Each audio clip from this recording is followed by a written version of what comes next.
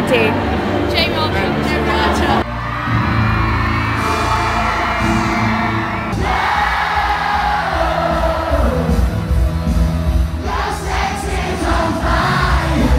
What do you guys think of the event today?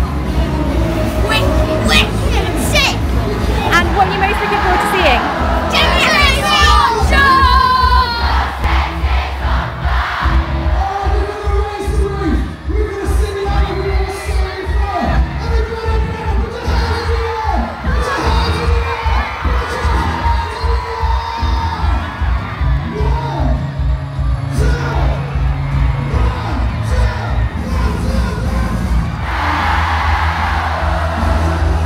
I thought it was absolutely superb.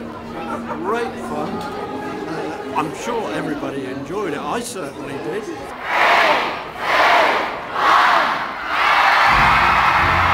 I just turned on the Bracknell lights and it was a blast. Had a great time and the fireworks went off and so did the crowd. It was brilliant.